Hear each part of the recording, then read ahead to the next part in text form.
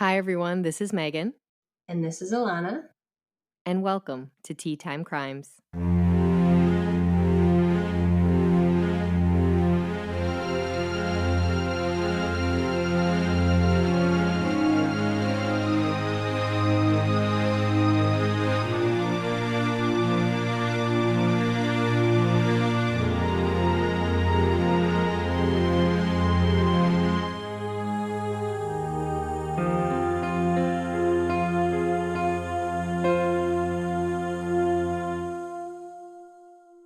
All right. So one of us hates true crime, That's me.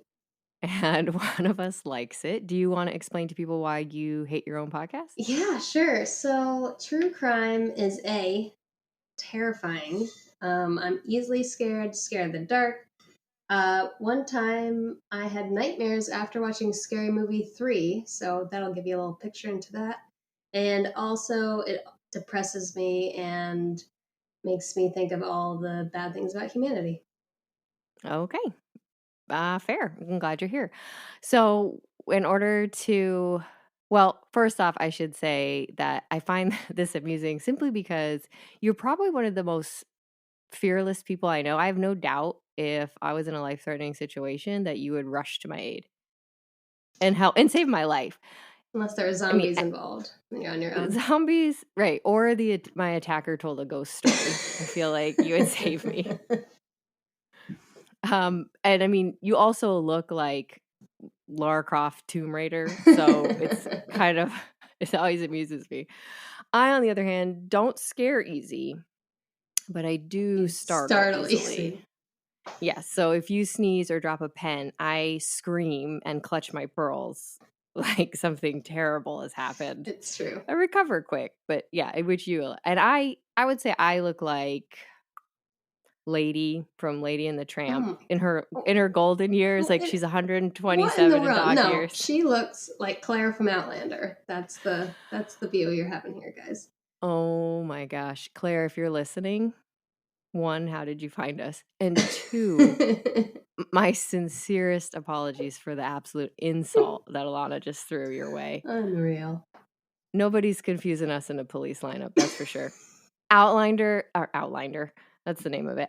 Outlander is a new season. Yeah, it's coming up on Stars with a Z. I love that show. We love that show. And I've told you this before, but every time I watch that show, I just get upset because I know that I would not survive. I can't survive time travel. I have to take medication now over the last couple of years for something every day, and I just keep thinking how I wouldn't have my medication and I wouldn't survive and I'd be out in a week. I mean, you'd be better than Brianna and Roger, okay? So I don't know. let's set it there. They're alive. All right. So what we're going to do, because you don't hate being here, is for this podcast we are going to be low on gore. I'm going to, if there is a gruesome detail, I'll let you know. You're going to mute your headphones, so only me and the listeners will hear. And then 3, the way that I sold this to you is that I'm going to do the research, so you don't have to immerse yourself in anything during the week. Just bring a cup of tea, show up, and listen to me. And you agreed. Can do. So you're here. I'm here. You're going to bring the tea and time. I have a cup of tea. Yes. You're going to bring the tea time. I'm going to bring the crimes. What are you drinking today? Today, I am drinking a tea called Big Ben. Do you want me to describe it to you in French or English? Do you speak French? No. Let's leave it at that. Yeah, let's stick with the English then. What you got? It's a blend of Assam and Yunnan black teas. So it's not like too deep of a body like you'd find in an Irish. Or stop laughing at me. Stop. Teas have bodies.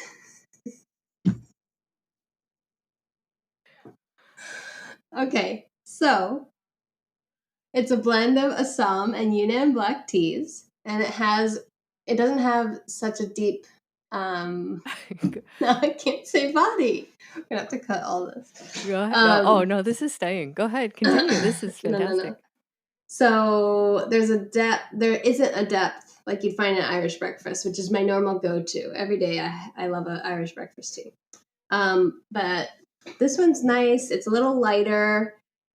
There's some. gosh. Let me just take a sip. Apparently, the whole podcast is you drinking tea and talking about a body. Someday we'll get to the true crime. Yeah, it has. I can't describe the flavors, but it's definitely different from your typical You're like Michael English Scott breakfast. at a wine tasting right now. All right. Do you like it? I like it. It's really nice. Big Ben It's a pass. little something different. I want to explore what the notes are that I can't identify. I wasn't expecting this comprehensive review. I was just expecting like, yeah, I'm drinking this and I like it. But I'll allot more time for this in the future, clearly. All right, great. Well, enjoy your tea. Sit back. Now, the other piece is Alana's not going to hear these stories or really anything about them before we record. She has heard more than usual about this story just because I had to give her an example, but for the most part, she's going to come in without knowing anything. So today we are talking about Helen Ruth Spence, otherwise known as the Swamp Angel. Ooh. Yeah, I love this. This is an unbelievable story. So Helen Ruth Spence was born on February 23rd, 1912, on a houseboat along the White River in Arkansas. Her parents were Cicero Spence and Ellen Woods, and she was the youngest of two daughters. She had an older sister named Edna, or Edie, as she called her. And Edie actually suffered from infant paralysis, which I believe is from polio at the time. And they lived on the river? How did that work? I know. She was unable to walk. She needed care. Unfortunately, the girl's mother actually died really young. Helen was only 18 months when she passed away, so she has no memory of her mother. But Cicero remarried when the girls were young as well, so they knew a woman named Ada as their mother, and Ada took care of Edie during the day. Now, But what about that name Cicero? I know, right? He lives up to it too. He's super cool. So, in order to tell you Helen's full story, I need you to understand where she came from and how she grew up. So, like I mentioned, she was born on a houseboat. So, I always think of a houseboat as like these tight, cramped quarters underneath the Yeah. deck. But Cicero built this himself. So, it sat on two huge. Of course he did. He's Cicero. Yeah, exactly. The guy knows what's up. Two huge cypress logs, so it sat on it like a pontoon. Nice. And it had all these separate rooms, so like a regular house would, with a wood stove and screen windows and huge deck. It was a proper house, and there were several of these houses along the river, and so there was a whole community, and they called themselves the River People. They were skilled fishermen, skilled hunters, and they used every part of the animal. And they also, here's the super creative part, they would also dive for mussels. So obviously mussels, you can eat them, but also a button factory down the road used the shells to make buttons. And in order to get these mussels, they would dive for them and they would make their own helmets. So they create their own, I don't know from what exactly, but they make their own diving helmets. Sometimes there's glass in them, sometimes there's not. They have this air pump situation going on. So there's a partner on land who's pumping air into the helmet. And then they weigh themselves down with rocks and they sink to the bottom of the White River, and then they get the mussels. And when they have enough, they just unload the rocks and they float back up. So can you imagine doing that? And then can you imagine doing it without not being able to see? Right, exactly. I mean, I was just thinking, like, who is the person doing that? I mean, that's got to be a little nerve-wracking. Yeah. So, I mean, I touch a slimy stick and the rocks are coming out super fast. I'm up. We're out of here. So they were super resourceful, really creative, and there was this real separation between the river people and then the drylanders who lived in town and owned shops and owned farms, and to the point where the river people did not call the law.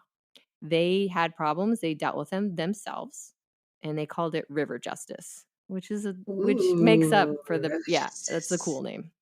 And Dun dun. in fact, Cicero was known to mediate these issues. So if there was a problem, if there was a, you know, argument, then they would come to Cicero and he would help talk them through it.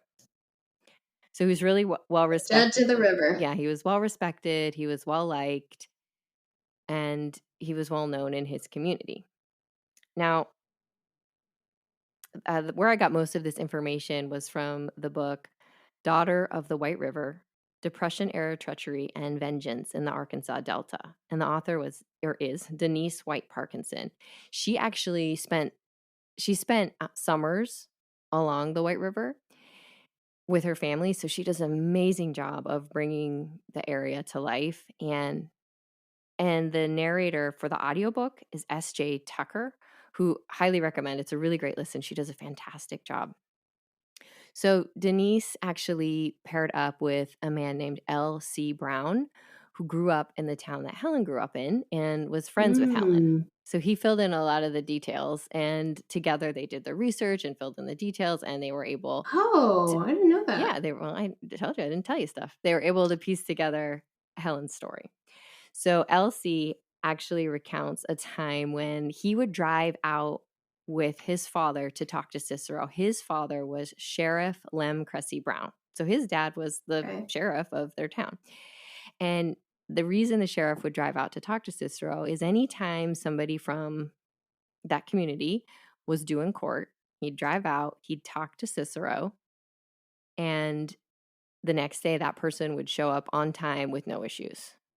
So So they had kind of like a system where they could work together. yeah, they respected each other for sure. And Elsie tells the story of he's driving out with his dad. They pull up to the houseboat. Cicero's just sitting on the deck. The sheriff gets out, and both men are real casual, gets out, and he stops in front of the truck and he starts packing his pipe. And Elsie's about to get out, but he hears a gunshot. So he ducks and looks at his dad, and his dad doesn't even flinch. And a branch over the sheriff's head breaks off and falls to the ground in front of him.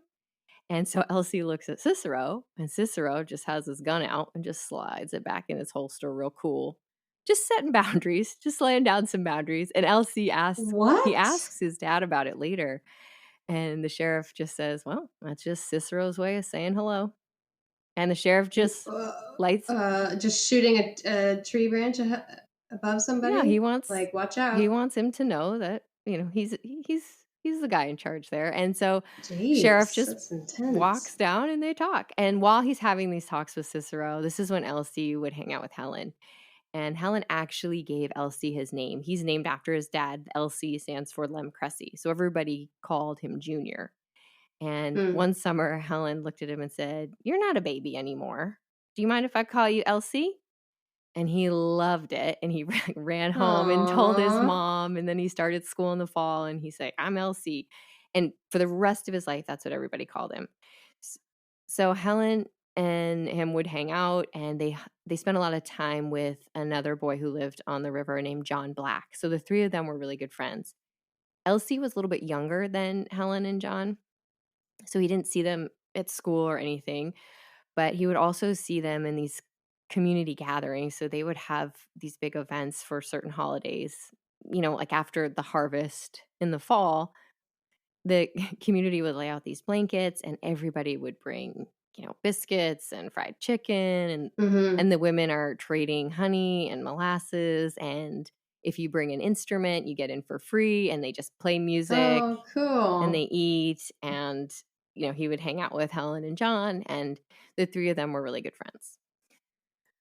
So that's the community, that's the kind of place where Helen grew up. But even within her little 4-person family, they were really close. And so, like I mentioned before, Edie needed to stay on the houseboat with Ada. Ada actually didn't, she liked the river, but she didn't swim or anything. She was scared of it. Oh So my those gosh. two, Did all of them swim? Or any of them? yeah, Helen and Cicero were good Okay. swimmers. So Helen would spend time with Ada and Edie, so she knew how to clean and sew. She was apparently one Mm-hmm. of the best seamstresses in the county. And she would Right? cook with Ada as well. So she would cook outside during the summer, and then they'd cook over the wood stove in the winter.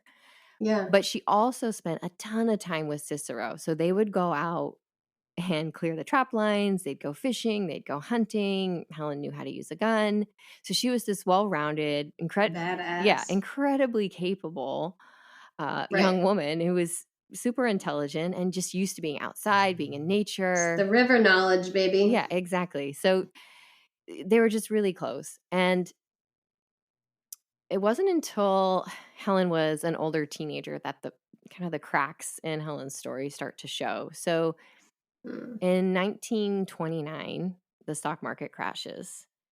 Yeah, it So does. at first, that feels really far away to Elsie and Helen. Doesn't seem, New York. Sure, right. They're on a river boat and it's not a big deal and they're in little small towns. So New York City seems so far away. So, but that affects them. And then the following year in 1930, there's just a massive drought. So all the crops are ruined on top of an extended heat wave. So people are starting to get desperate. So especially people in town, the drylanders are having a harder time than the river people because the river people are still able to hunt and fish, and they're actually giving these, fishing trips to the drylanders. Yeah. So the drylanders they don't have money, they don't have food, people are getting sick from malnutrition, and people are getting desperate. So the river people actually see Uh-oh. an influx of transients and moonshiners because people are kind of hiding out along that community. They know that the river people won't call the law. Oh, okay. Makes So sense. Cicero pulls Helen aside this summer. She was 17 or 18. There's some back and forth on how old she was. I think she was probably 18. And he tells her, hey, listen, people are getting desperate. I don't know what they're going to do. I don't want you to go anywhere alone for a while.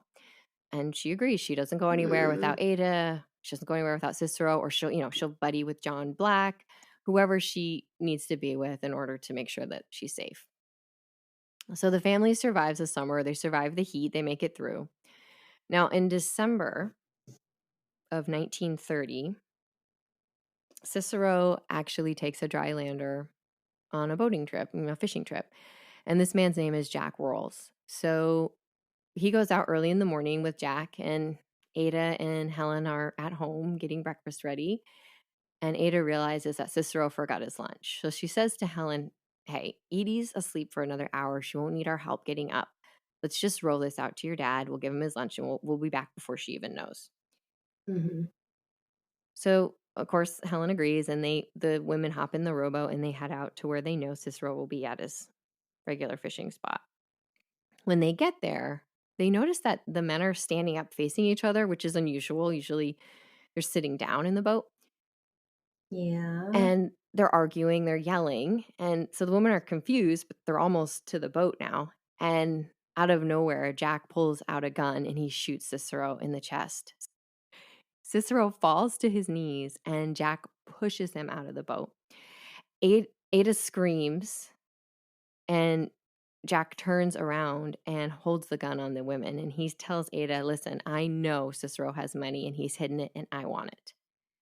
And Ada, who's just an absolute hero, quick thinking, says, I know where the money is. I will take you. Helen doesn't know anything. She's simple-minded, which we know is not true. Helen's very smart, Right. but Ada's trying to save her daughter's life. Yeah. So I wonder where he got the idea, though, that he has money hidden.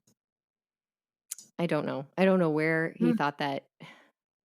And maybe it was a rumor in town. Maybe he just was so desperate. Maybe it's just because Cicero was well known along the community. So Mm. Jack grabs Ada and he pulls her into the boat, and he reaches down and he doesn't touch Helen, but he takes her oars and he pushes her out into the river.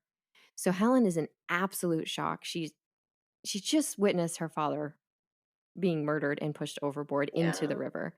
And Ada's been taken. So she floats aimlessly down the river. There's nothing she can do until hours Oh. later she's found. Now, keep in mind also, Edie's at home waiting for Oh, them. yeah. She can't You're right. she can't get out of bed. She doesn't know where anybody is. Like, I mean, just awful. So eventually people find Helen and they bring her in and she tells them what happened, and a whole group of people head out for to find Ada and to find Jack because river justice. Yep. They find Ada, but Jack is nowhere to be found, and Ada has been raped and beaten and left for dead. She is Okay, still I'd alive. like to kill that man. Well, you're not alone with the That's how I feel. river people. She's still alive, so they rush her to the Ugh. hospital, and Edie and Helen are by her side this whole time. As you may have guessed, there was no money. There just wasn't. I mean, Ada said that, but there wasn't any. She just wanted to get Jack away from Helen, Yeah, and she saved Helen's life and she for did. sure. So they are in the hospital with her. They stay with her through everything. But on January 7th of 1931, Ada passes away. And because Ada's gone, there's nobody to take care of Edie. So before they even leave the hospital, distant relatives from Oklahoma show up and take Edie with them because there's Really? nobody to care for Edie anymore. So Helen, I mean, imagine Helen has lost her whole family, Yeah. and the river people want justice, but the law finds Jack Worrells first, and they press charges, and his trial actually begins January 20th of 1931. So it happens pretty quickly. Now Helen Okay. shows up and she sits in the front row in a red velvet outfit and a rabbit fur muff that she made. She made herself, and she sits there stoic, no expression on her face. This woman is incredible. And they will not let her testify because they think she's too young to be believable. But she might be 18. Yeah, she is 18. I think that probably a lot more played into this. My guess would be the fact that she's young, she's a woman, and Yeah. she's from the river. And they just didn't think people would believe her. So she has to sit there as the only eyewitness to both of these Right. crimes, and they won't let her say anything. So she sits through the trial, no expression, and the judge, hears everything and dismisses the jury to go deliberate. Before that can happen, Helen just stands up, and from her rabbit fur muff, she pulls out a pearl-handled pistol and she shoots Jack Worrells 4 times in the chest. Wow, I love her so much. Chaos erupts. So LC is actually out front. He's too young to even be allowed inside the courtroom. He's out front just playing with kids out front, showing support. And people are jumping out the windows, people are coming out the doors, people are Oh, because they're terrified that she is going to shoot everybody. well, they don't know what happened. They just hear gunshots and that people are screaming, people are crying. And the sheriff, his dad is inside. He's the one who approaches Helen, and he takes the gun from her, and she very calmly hands it to him, and Because they know each other. they take her into another room. So she's in this room, and it's filled with law enforcement officers, and the gun is loaded, and sheriff's trying to get the rest of the guns out, or excuse me, the sheriff's trying to get the rest of the bullets out of the gun. And Helen just calmly reaches across and says, "Here, let me help you." Takes it from him, takes the bullets out and says, "It sticks sometimes," and just Oh my slides the gun God. back. She's something And else. when this happened, everybody in the room ducked for cover, right? They freaked out. Yeah, yeah. Right. She's got a gun. And Helen remains calm throughout this whole process. And when anybody asks her, That's incredible. they start interrogating her, and all she will say is, "He killed my daddy." That's all she Yeah. says. So the media goes wild. This is just a huge story. They're putting her mugshot all over the papers. And I mean, this mugshot, it's better than any headshot I've ever taken. She has this dark brunette hair, just like a fashionable bob. She has this porcelain skin, high cheekbones, and she looks really sweet. Mm-hmm. And people feel for her. Everybody feels for her. Right. They understand I'm sure some people, obviously, she's committed a crime. Some people, there's a little bit of support for her from the public. A lot of people Right, because there's understand. some justice in And it. she's so young. And the river people, obviously, they're 100% behind her. Right, they're like, "That's the right move." John Black is actually getting his hand on every newspaper he can and reading it and, watching her story. And he actually becomes infuriated because one of the papers reported that she shot Jack in the back. And that is not river justice. And that made him so mad. And that because it was also untrue. She shot him in the chest, face to face. That's Yep. how river justice is supposed to be. So they don't really know what to do with her. She's really young. She's a female. You know, it's the 30s. What they end up doing is they release her into the custody of Sheriff McAllister of DeWitt. And DeWitt is, I believe, where the courthouse was. So she has Okay. to stay with Sheriff McAllister and his wife. She has to be in by sundown and she has to get a job. So she does all these things. All she does is work, sleep, and write to Edie. That's all she does during this Mm. time. So she gets a job as a waitress. As you can imagine, she's an excellent waitress. She's super capable. Yeah, I mean, she's good at anything she does. Yeah, and the restaurant is owned by a man named Jim Bahotes. Unfortunately, Bahotes is not the nicest guy in the world. He has a really bad reputation in town and he is not well liked. Great. Yes, but Helen is a great waitress. And at first, people come to see her, really to see the swamp angel. And Bahotes loves it at first. It's bringing in more business. So he's Mhm. got people coming in wanting to be served by her. He's got reporters there all the time. And it's doing things for his business. But a few months after that, he gets a little bit jealous and he starts getting upset. And John Black comes in one day to check on Helen to see how she's doing. And he flies off the handle. He throws a little temper tantrum and he Oh my storms back to god. his office. He doesn't like it. Relax.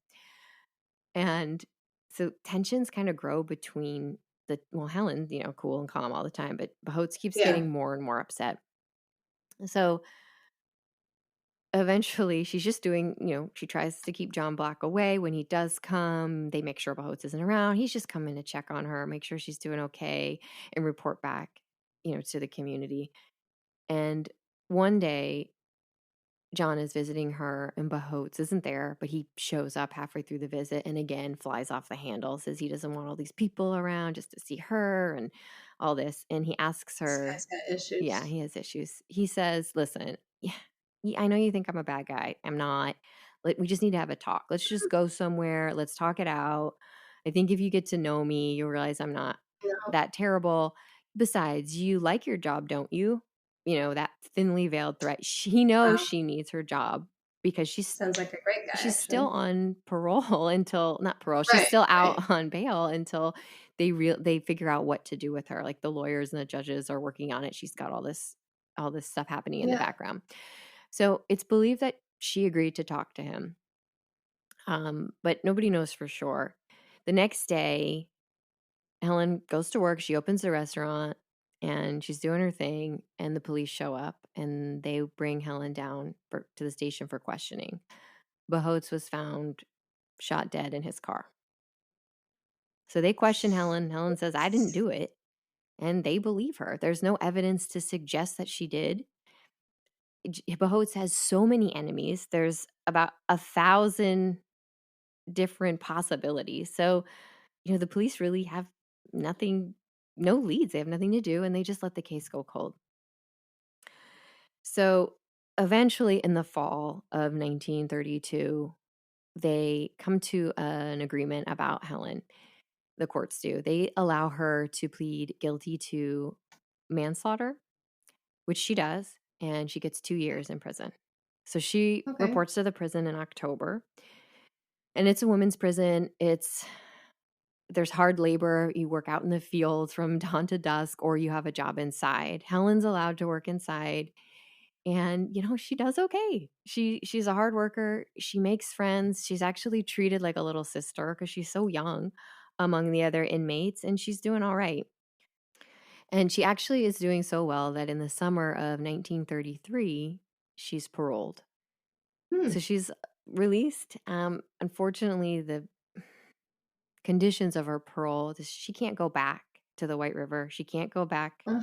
to the town that she lived in. She has to go somewhere else. The judge won't let her return. So the newspapers report that she's going to Little Rock to start over. And Helen is out of jail for approximately a week until one morning she wakes up, puts on her best dress, and she walks into the police station and she says, I killed Jim Bahotes. And they don't know what to do with her again. This time the public is not behind her. Not the river people, Right. but the drylanders. They're not behind her. And also the lawyers and the judges who have just given her this kind of lenient sentence and paroled her are not happy. So Helen's version of the story is that Bahotes asked her to go for a drive so that they could talk. And he also threatened to hurt somebody she loves, but never said who that was. So she Mm. went to hear him out. And as they're driving along, he suddenly has car trouble. I'm making air quotes at Oh. what they call a known trysting spot, which is just such a terrible name, but that's what they called it. And he starts pawing at her. Ugh. Yeah, Cut his hands off. I know. She tells him, "Hey, get out, and can you fix the engine?" He says, "No," and he continues. I mean, I'm going to call it attack her because what is Yeah. happening, and he won't stop. So she reaches for a gun where he keeps in the car, and she knows where it is, and she shoots him in the chest. Good for her. And as she's backing out of the car, she said that she shot him 2 more times because he remained upright and she didn't know if he was still going to attack her. Should have shot him in the crotch, actually. That's what I would have done. Yikes. For someone who doesn't like true crime, you are a vigilante. So that's what she said happened, and it was weighing on her conscience, and she needed to confess. So she held it for like a year and a half. Mm-hmm. Right? But there is a whole theory that she actually didn't kill Jim Bahotes and confessed to it anyway. Now, why would one do that? Wait, There are what? 2 ideas. One is that the conditions of her parole were too strict and she just wanted to go back to where she felt like she belonged. And since she couldn't go back to the White River, to the town, then she was going to go back to prison where she felt like she fit in. Oh, right, because this is right after prison. Yes. This is like a week after she was And she had a released. family. She doesn't have a family anymore. No. And that felt like a family. And the second theory, and the one that I think makes the most sense to me, is prison records actually show that a wealthy landowner paid her parole bond. So at that time, to be paroled, you had to pay a bond, and it was often done by somebody in the community, and then you were indebted to that person. So he paid her bond Oh. of $1,000, which would be about Whoa. $14,000 today. Right. And this was known as something called debt concubinage, which you can imagine the That implications. sounds terrible. Yes. So it's Yeah, we'll take prison. very feasible that she made a choice of, I'm not going to be Right. this man's servant and, AKA mistress when against Ugh. her will, Nope. or she committed the crime and tried to stop Bahotes from attacking her. So I don't know which one is true. I honestly I don't know if she killed Bahotes. Do you think she did?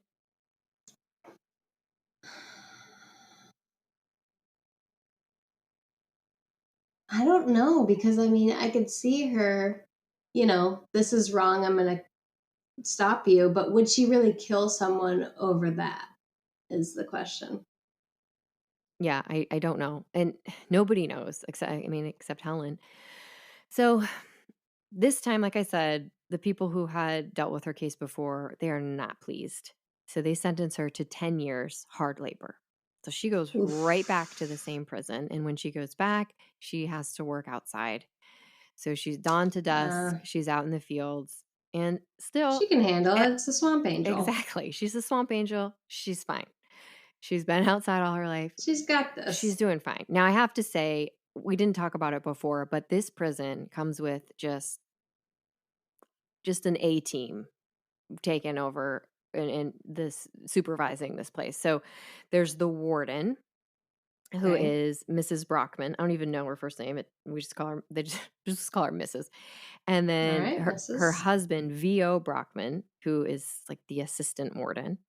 And then there is Frank Martin, who is the prison guard. Now, get this. Frank Martin is actually serving 21 years for shooting and killing an unarmed man, and his work detail is to oversee the women prisoners with a fully loaded gun.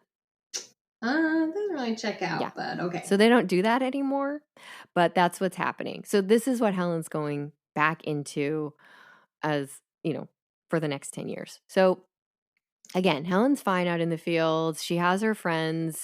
I'm sure it's not the first place she'd pick to be, but she's okay.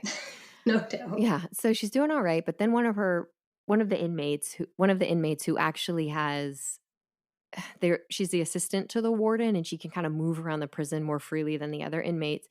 She comes to the prisoners and says, I just heard of a scheme that, this band of geniuses are about to unfold where they are going to bus the younger girls to Memphis at night and prostitute them and then drive them back and have them work in the fields all day. And these are members of the law. Yeah, this is a prison staff. That's good. That's good. That's great. Yeah, so it is so unbelievable that most of the inmates don't even believe her, but So Helen gross. believes her. She knows this woman's name. Helen's been through some shit. I know. This woman's name is Catherine, and Helen believes her to be honest and trusts her. So think about everything Helen's been through at this point. I mean, it's only been a couple years. She's seen her father murdered, watched Ada die in the hospital. Edie's taken away from her. She has made some rough decisions in the sake of river justice that have to weigh on her. She's gone through the trial. She's been whatever happened with Bahots. Right, That's all right. going on. So she has to be suffering from some sort of traumatic disorder at this point, but Oh, no doubt. that's where her mind has to be. But anyway, this scheme is the last straw for Helen. So Get it, girl. she's out in the field doing her thing. It's September of 1933, and she's working in the field, and she notices that there's a hole in the fence, and she says, "All right, I'm out." Drops her tools and just walks straight out through the hole. Just jets. I mean, in broad daylight. I can't even walk out of a meeting when it gets awkward. Like, this girl just is like, I'm out of here. So There's nobody watching. well, She just I told you. coasts out. Yeah, the staff here, unbelievable. So she just walks out. I Ugh. mean, obviously they All right, notice. see ya. Yeah, I'm done. they notice, and they unfortunately, the prison is in a really remote area. So there's like a Sure. big river on one side, and then there's a country road. So they find her really quickly I mean, we're in Arkansas. within a matter of hours, and they bring her back. And her punishment is said to be 10 lashes with the black snake. Oh. I know, which makes me It's gonna rip her open. Which makes me think of Outlander again. Yeah, it does. Right? I mean, you are Claire, so that makes sense. Yeah, Claire, if somebody's stepped on her. So when the other inmates hear that it's 10 lashes, apparently that's a lot, and they are very concerned for Helen because Helen's very small. She's only 5'1", and she's pretty tiny. Oh, she's little. Yeah, and she's tiny, and they I don't expect her to be bigger. No, she packs a big punch. She's just a little lady. So they are very concerned that she won't survive. But it's Helen. So she Helen. survives, right? And she's given a couple days to recover, and then she's back out in the field. Okay? So she's back out in the field. A few days to recover? That would take weeks. Yeah, I know. A few days to recover, back out in the field. Oh, she's probably like bleeding through her bandages working in the fields. Well, I don't know. There was no details on that, but it can't be good. Less than a week later, she's back out at the field, and I don't know if it was the same hole or a different hole. Again, this team is not great. She just finds another hole and jets out. No more. She's done. I wish she had escaped. 24 hours, they find her this time. So she's out a little longer. They bring her back in. And again, the inmates are like, oh my goodness, what's going to happen to her now? Like, what are they going to do to her now? But nobody knows what they did to her except for Helen. They locked her in a room, and there is no record of her punishment. So previously, when she'd gotten the 10 lashes, there was a record of it, a prison record saying she was corrected with 10 lashes. No. There's no record of whatever happened to her in that room. Ugh, that means it was so much When worse. she came out, she couldn't walk. She had a really high fever, and nobody knows what happened. The only records we have are from the medical ward of the prison. And so these things list the medication that she was given. So she was given medication that's used to treat high levels of ammonia in the blood, which was most likely due to some sort of kidney or organ failure. She was given heart medication every 4 hours whenever her pulse would rise over 130. And she was, over the course of days, she was given several enemas. So nobody knows exactly what The happened. hell? She did not get better. They actually had to transfer her to a proper hospital. And there, the hospital administered medication that induces vomiting. Which, wouldn't you start with that? But anyway, so she recovered in the hospital. I have to think, did they poison her? I mean, if you're trying to like drain her of stuff, right? It must be a poison. Yeah, I mean, I don't understand. So Why would they lock her up and poison her? I mean, did she have other, like, was she beaten? I don't know. It didn't say about any other injuries. I'm not sure So sketchy. what happened. Poor Helen. She survives, but they send her She back. survives anything. And when she's back, she has to continue to work, but not in the fields for a while because she's so weak. So Yeah, they assign her to the laundry room.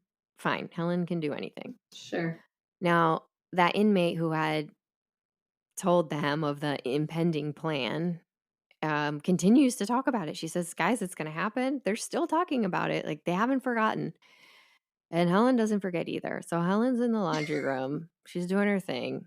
And one night, they round up all the girls and put them in a bus, and they take them to Memphis. Now, I looked it up where the prison is roughly located to Memphis. Right now, today, it'd be about 2 hours. So I don't know how long uh, it was. Jeez. It's a bit of a drive. So they bus them there, and Helen gets there, and she asks to use the bathroom, and they let her. So she goes into the restroom.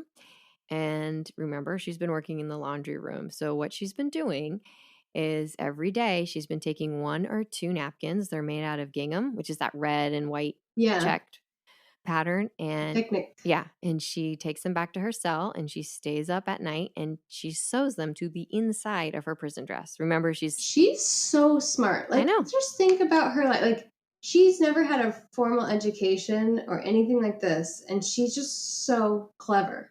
I know. So she has been sewing them to the inside. Best seamstress in the county, if you'll remember. She knows what's up. And so she goes Oh into the restroom. yeah, She takes off her dress, turns it inside out, and she just walks out. They don't even recognize she's her. amazing, brilliant. I know. I wish I could say that this is the end of the story and she like hauled up in the Right. in a river community somewhere for the rest of her life. Mm. But they found her. She made it all the way Helen, to, you're not good at like hiding. well, think what's she supposed to do? She doesn't have a car. People Yeah, recognize her. Her photo has been right. She's a plastered. swamp angel. She's somewhat of a celebrity, and not a lot of time has passed, so it's still fresh in people's mind. Sure. They find her about halfway between Memphis and Arkansas, so I have to think she was headed back. And, Yep. this time, the inmates are very concerned what they're going to do to Helen, but they decide just to give her another 10 lashes because she has totally busted up a human trafficking ring, and they have a little bit of explaining to do why all of their inmates were Uh at a huh. rest stop in Memphis. So they kind of need to keep things under wraps. So she gets 10 more Ugh, lashes. hate people. She survives. Now, the warden, Mrs., she's Mrs. not happy. She can't take this. So she decides to send Helen to the criminal ward of the state mental hospital. And she transfers her over there. The hospital writes back. I'm paraphrasing here, but hey, Helen's fine. We're sending her back to you. Huh. Right? Helen's not insane. No, she's very grounded actually. So it takes a minute for that transfer to go through, so she's there a couple weeks, and then they just send her back. Now, the warden is not happy to have Helen back because it's making her look bad, Right. right? I mean, first off, fix a hole in your fence, lady. So, Right, she's escaped twice out of that I know. hole. I mean, in the second time, I mean, that one really, I mean, she busted up the whole prostitution ring and had been sewing a new dress that night, and you didn't know. So, Helen comes back, and this time it is not good. They completely isolate her from all the other prisoners. She has to eat alone. They take her Oh, to a completely separate side of the prison. And on top of that, they construct a wooden cage around her that is so small it prevents movement. what is wrong with people? And to top that off, they make sure to Ugh, position this cage underneath a window that gets direct sunlight. people are evil. That's just how it So is. it's well over 100 degrees, and Helen's unable to No. move freely. So she's still allowed to work in the fields, though, but when she's out in the fields, all the other prisoners have been told not to talk to her, or they will God, be poor Helen. corrected, again, air quotes. So Helen is completely isolated and either out in the fields or in this cage. That is her life now. So even the doctor says because Helen has permanent heart damage from whatever they did to her that second time, and she's on heart medication now. And the doctor says, "You can put a ball and chain on her, but you need to stop putting her in that cage." He tells I them, mean, it's yeah, he's disgusting. like, "She can't be in there." They don't listen. But she's gonna burn to death. So she's out. Now we're into the summer of 1934, and Helen's out working in the field, and she actually faints from the heat and because of her heart condition now. So she has to go in to take her medicine. She goes in, she takes her medicine. I'm sure they give her a minute to recover, and then she's back out to work. And when she comes back out, she just keeps on walking. And she gets to that same fence, and there's no hole this time, but she just scales the fence. Keep in mind there's barbed wire on the top, and the other prisoners said she just jumped it like it was a blackberry bush. She's just out of And there. she's like injured and, infirm in some ways. And she's just like, all right, gonna just scale this hurdles. Done, out. Wow. Yeah, so she takes off running, you know, and she spends a whole night outside. And I mean, like I said, it's slow going, it's really remote. And she has to be Right. careful of who she asks for help. She has no water, she has no food, she has no supplies. They don't know how the prison staff was tipped off. They're not sure if Helen maybe knocked on a door asking for water and was recognized, or if maybe somebody Mm, spotted her, but somebody tips off the staff. And Frank Martin, you remember the prison guard, and yes. VO Brockman go out looking for her, and they find her the next day. Now, I'm going to give Frank's Oh. account of what happened, and then we're going to clear some stuff up. So Frank says that he ordered Helen to stop. She refused, and she pulled a gun, and he shot her and killed her instantly. Now, the problem with that is you might be asking where Helen got a gun as she was scaling the fence.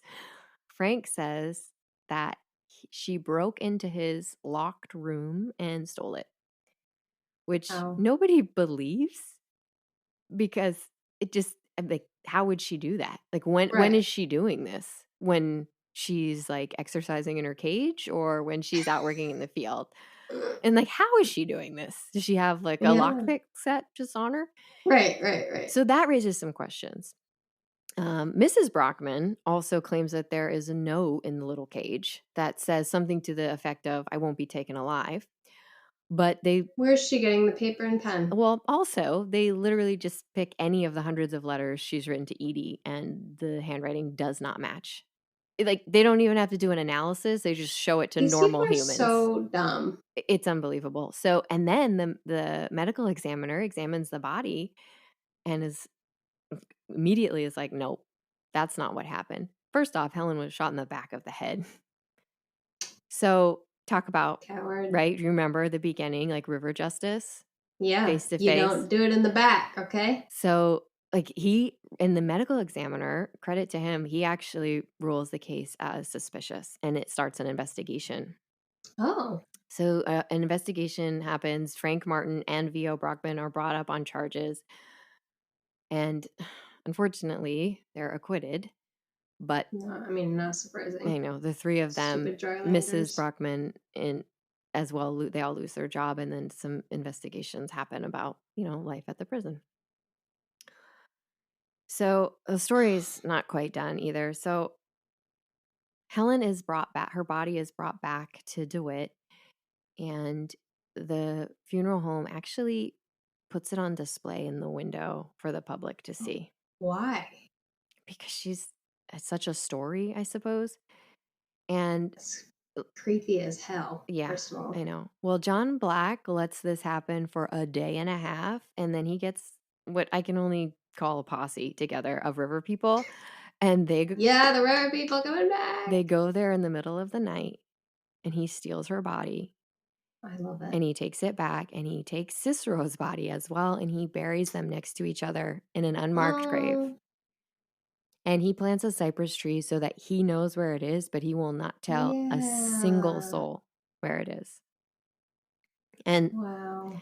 yeah, I mean, That's talk cool. about a good friend. Wow. So John doesn't tell anybody where this grave is, and eventually he calls Elsie Brown, Mm. and Elsie actually has a couple of visits with him where he felt like John wanted to tell him something, but he just kept going over there until one day he was like, "Listen, John, like I don't really like your cooking that much. Could you just tell me why you keep calling me over?"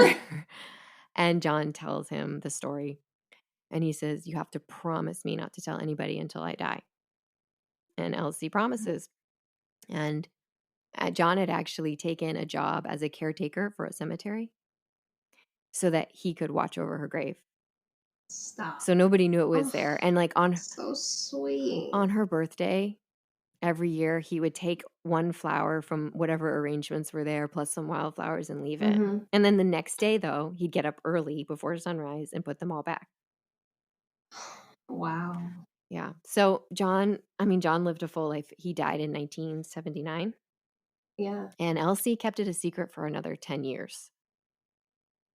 And Wow. people kind of gave him some guff about it, and which just annoyed him. He's like, "Well, if I died, then it's just between God and Helen. Like, none Mm-hmm. of y'all need to know." But Right. um, John and Elsie had been working to get Helen a pardon after her death, and they're still working on it. Elsie passed away in 2015, and so Denise, the author of this book, is still working on it. But Mm. they did get her a proper headstone, and it says, "Beloved child of the river, forget me not," Mm. with her name. That's really sweet.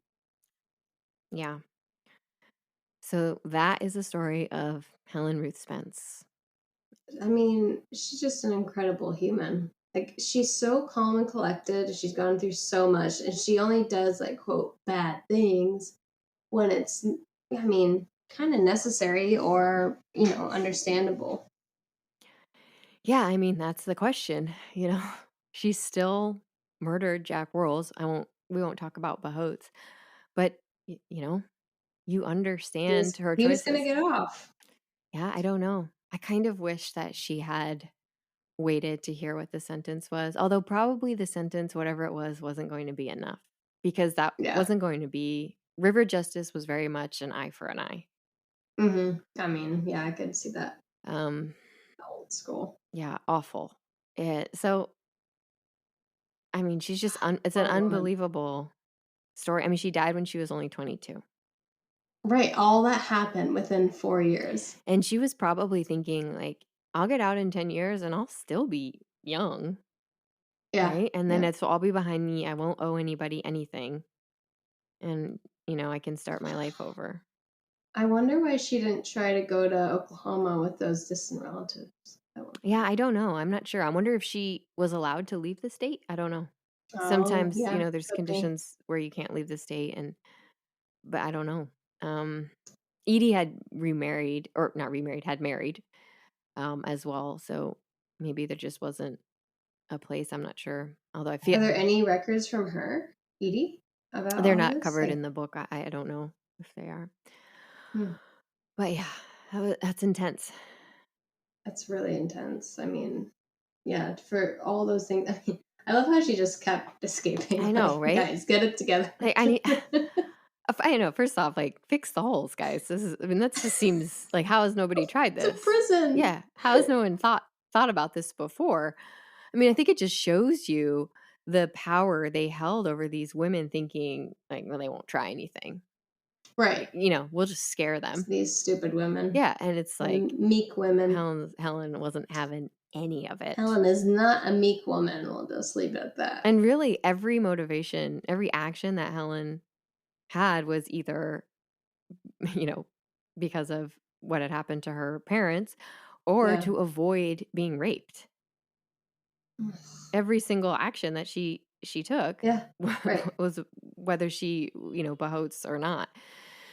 So, anyway, so these are the kinds of stories. I mean, we'll do a whole bunch of stories along the way. We'll have people like Helen, and we'll have people who are not in, not in any kind of gray area, and we'll also have survivors, and really just try to bring stories that I think Alana will appreciate and are thought provoking, and tell a story Yes. that's just an amazing story. From a woman's point of view, even if she's crazy or evil. Helen was neither of those things, but she's thinking of Neither. some future episodes that we might do. Yes, we're going to just try to tell it from a woman's point of view, no matter what that position is, whether they're a criminal, whether they're the survivor, whether they're somewhere in between. So, how are you doing? Are you scared? You all right? No, I'm Did fine. that one pass the Alana check? I didn't have to earmuff you once. No, I mean, I don't like hearing about sexual assault, I know. but I knew it was coming for this one, so it was okay. Yeah.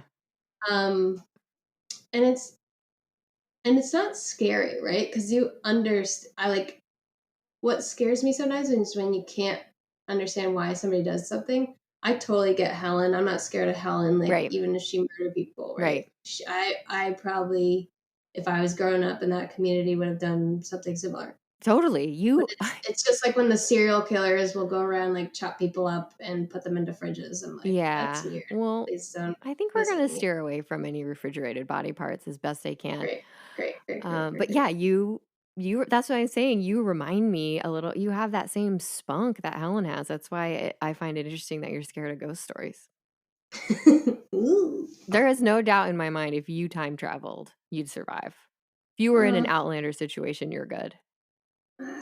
it's harder than you think, though. As long as nobody Not having indoor plumbing, that's tough. oh, you'd adjust. As long as nobody tells a ghost story around the campfire at night, you'd be fine. You'd be fine. You'd thrive, and you'd have to attend my funeral probably a week in. Oh, stop. I take care of you. Yikes. All right. Well, I hope you enjoyed today's story. You can find us at Tea Time Crimes on Instagram. So give us a follow there. you can also email us at teatimecrimes@gmail.com. yes. Tea Time Crimes. Perfect. All right. So follow us wherever you listen to your podcasts, and leave a review, and email us, follow us on Instagram. We'd love to hear from you. Absolutely. You have any last words of wisdom there, Alana? Um, You did good. You were very nervous. You did all right. I did okay. You did all right. We'll critique it later. I'm out of tea, so that's good timing. Perfect. Perfect timing. All right. Bye. Are you going to say bye, or are you just going to be rude like that? Bye. Pitiful. Bye.